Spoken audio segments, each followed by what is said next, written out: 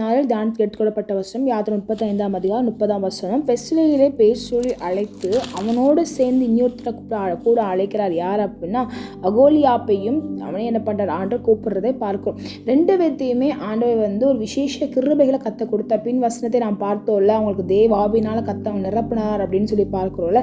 36ஆம் அதிகாரத்தில் 2ஆம் வசனத்தை பார்த்தோமானால் கத்தரால் ஞானமடைந்து அந்த வேலையும் செய்யும் வரும்படி தங்கள் இருதயத்தில் எழுப்புதல் அடைந்த ஞான இருதயத்தானாகி எல்லாரையும் அப்படின்னு சொல்லி பார்க்குறோம்.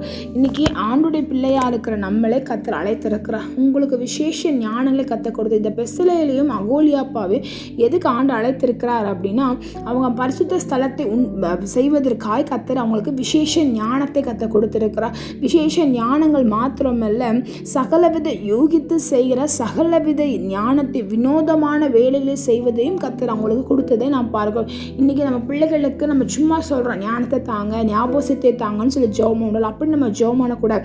பிள்ளைகளுக்கு மாத்திரமல்ல, இந்த கம்பெனியில் வேலை செய்கிறவங்க, இந்த ப்ராஜெக்ட் பண்ணுறவங்க, டீச்சர்ஸ் எல்லாத்துக்குமே என்ன ஞானம் இருக்கணும் அப்படின்னா ஞானம் விவேகத்தை கற்றுக் கொடுக்கணும். ஆமேன்னு சொல்லுவோமா?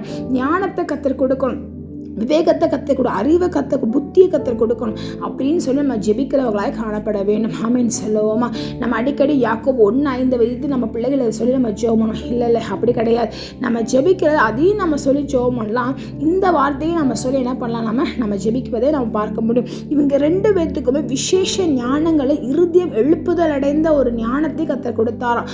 ஞானம் சாதாரண ஞானமாய் கற்றுக் கொடுக்காம அவங்களுக்கு யூகித்து செய்கிற ஞானத்தை ஏதோ பிடிச்சோம் அதை பண்ண இதை பண்ண அப்படியே செய்யாமல் ஷார்ட்கட்டில் செய்யாமல் வித்தியாசமாக அவங்க செய்கிறாங்களா. நீ இப்படிலாம் செய்ய. அப்போ பாருங்கள், இன்றைக்கி ஒரு ஹெச்ஆர் இருக்காங்க, இல்லை ஒரு பிரின்சிபல் இருக்காங்க, அவங்களுக்கு எல்லா பிள்ளைங்களையும் வைத்து ஒரு 120 பேரோ இல்லைன்னா ஒரு ஸ்கூலில் ஒரு 1000 பேரோ வச்சு அவங்களால தனியாக என்ன பண்ண முடியாது, மேனேஜ் பண்ண. அதுக்கு ஒரு 10 டீச்சர்ஸ் வச்சுருப்பாங்க.